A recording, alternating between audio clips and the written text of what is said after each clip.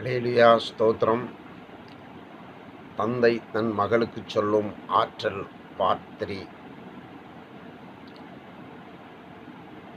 Part 2 part 2 sorry. இந்த video பார்க்குறவங்களுக்கு இது ஒரு சரியான செட்டப்பில் இருந்து ஒரு வீடியோ கேமரா பண்ணுறதுக்கான முயற்சிகள் நடந்துக்கிட்டு இருக்கு.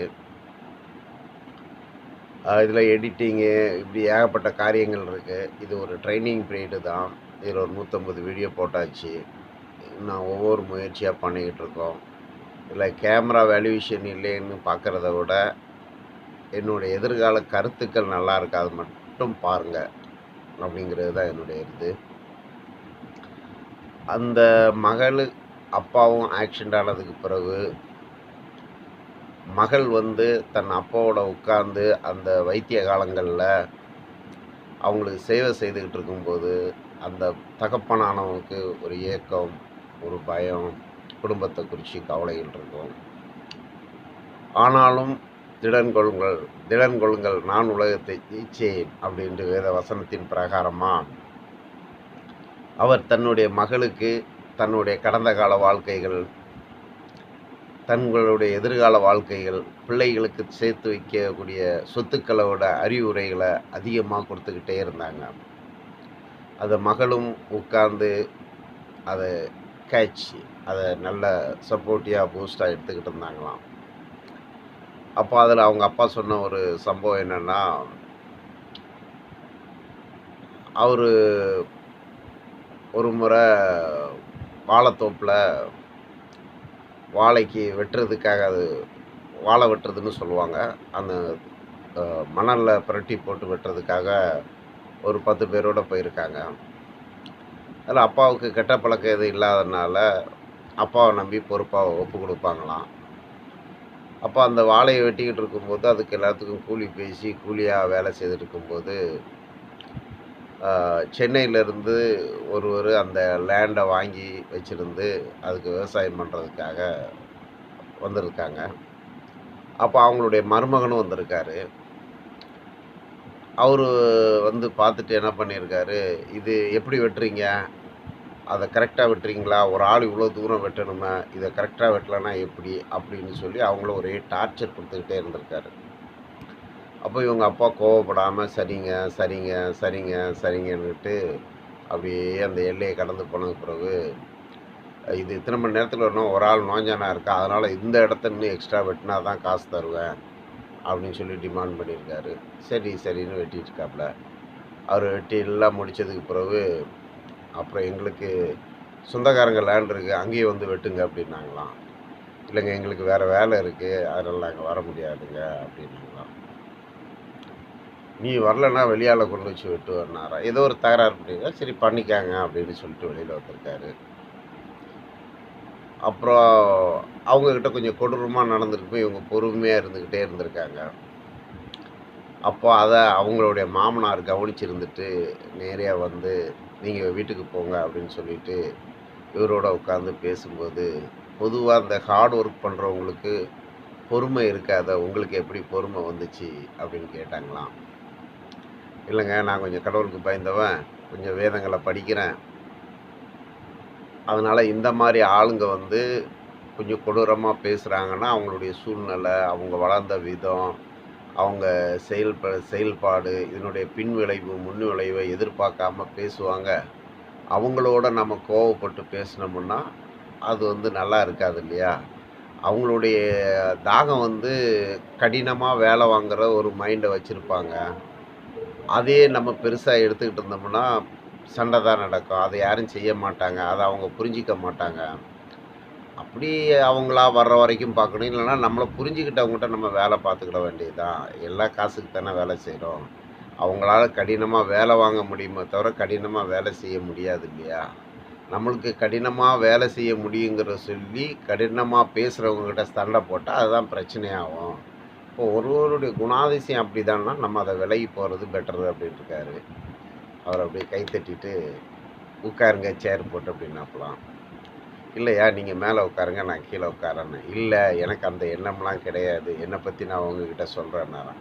நீ சொல்லுங்கள், நான் கேட்குறேன், ஆனால் நீங்கள் 1000 பேர் இருக்கிறீங்க, நாங்க 50 பேர் இருக்கோம், எல்லாம் கூலி தொழிலாளியா இருக்கோம். இந்த ஜனங்களுடைய மனநிலை இப்படி இருக்கு. நீங்க என்ன மதிப்பா வச்சிருக்கீங்கன்னு உங்க மனசுக்குள்ள வச்சுக்கங்க.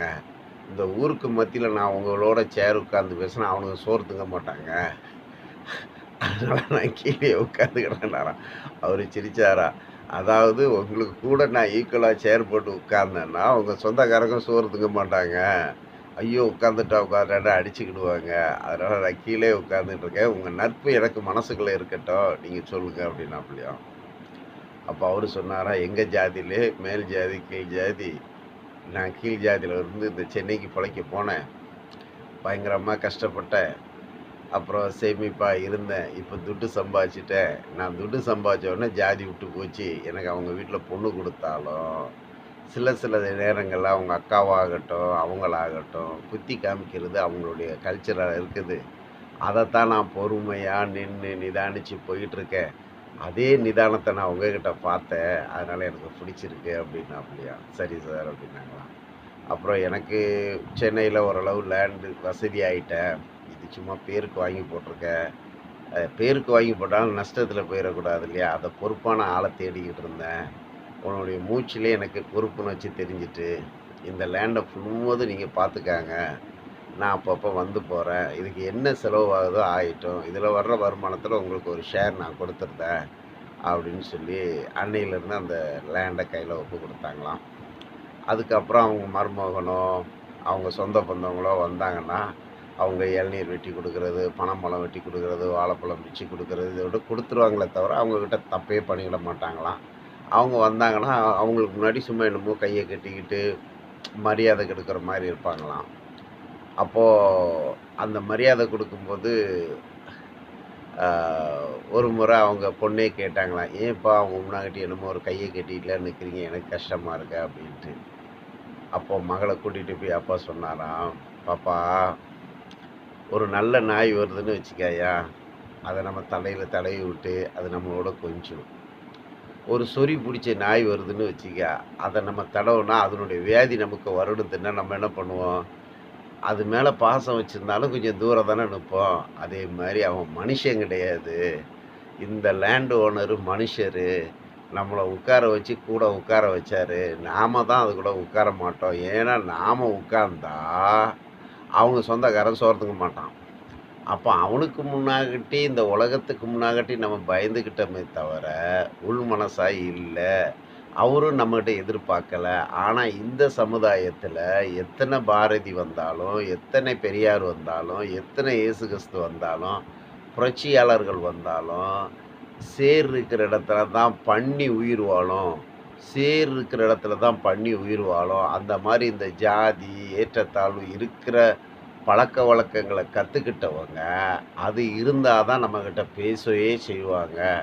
இவுங்களுக்கு இதில வருமானம் வருதோ இல்லையோ, அந்த சேத்துக்குள்ள குளிக்கிற சந்தோஷம், அந்த சேத்துக்குள்ள குளிக்கிற சந்தோஷம், அந்த சந்தோஷத்துக்காக இவுங்க எதிர்பார்ப்பாங்க. அப்போ பன்னிக்கிட்ட நம்ம என்ன பண்ணணும், சேத்த உருவாக்கிட்டு, சொறி புடிச்ச நாய கண்டா பயந்து போற மாரி, இவுங்க செயல கண்டா நம்ம இப்படி தான் இருக்கணும். வேற வழியே இல்லம்மா. ஆ சில இடங்கள்ல வந்து நாணலை போல வளைஞ்சு போனோம். கோணலும் குறுகலான இந்த உலகத்துல நாம குற்றமற்றவர்களா வாழ்ந்துக்கிடணும். அப்ப இவங்ககிட்ட இப்படி தான் அடிபணிஞ்சு போணும்னு சொல்லி, அப்போ அவ்வளோ சப்போர்ட்டா, அவ்வளோ ஞாபகமா அந்த உடம்பு சரியில்லாத நேரங்கள்ல எங்களுக்கு அவ்வளோ ஆற்றலா பேசிக்கிட்டே இருந்தாங்க. அப்போ அது ஒவ்வொரு நாளும் எங்க அப்பாகிட்ட பேசின நினைவுகள் வந்து எனக்கு பெரிய பூஸ்ட்டா இருந்துச்சு. எங்க அப்பா இஸ் எ கிரேட். எல்லாருக்கும் இந்த மாரி ஒரு அப்பா கிடைக்காது. அதனால எங்க அப்பா எனக்கு குடுத்த ஆலோசனையத்தான் நான் இதில சொல்லுறேன். இத நீங்க வீடியோவா போடுங்க அப்படின்னு சொன்னாங்க. அவங்க ஃபர்ஸ்ட் நாள் பேசுனது பார்ட் 1, பார்ட் 2 இத நான் பேசிக்கிட்டு இருக்கேன். இது தொடர்ந்து வரும். கேளுங்க. நல்லதா இருந்தா ஃபாலோ பண்ணுங்க. இல்லன்னா தள்ளி விடுங்க. சப்ஸ்கிரைப் பண்ணுங்க. இதோட கூட நான் செய்ற தொழிலும் வீடியோக்கள் வரும். 2 வாரமா நான் தொழில் செய்த லேட்டான காரியத்தினால வீடியோ எடுக்க முடியாத சூழ்நிலை ஆயிடுச்சு. அதனால வந்துட்டேன். இனி அடுத்த முறையிலிருந்து அந்த வீடியோ போட ட்ரை பண்ணிருந்தேன். இன்னும் எவ்வளோ டெவலப்மெண்ட் பண்ண வேண்டியிருக்கு. அதையும் கடவுள் ஆசீர்வதிப்பாராக. அல்லேலூயா. ஆமென், ஆமென், ஆமென், ஆமென், ஆமென்.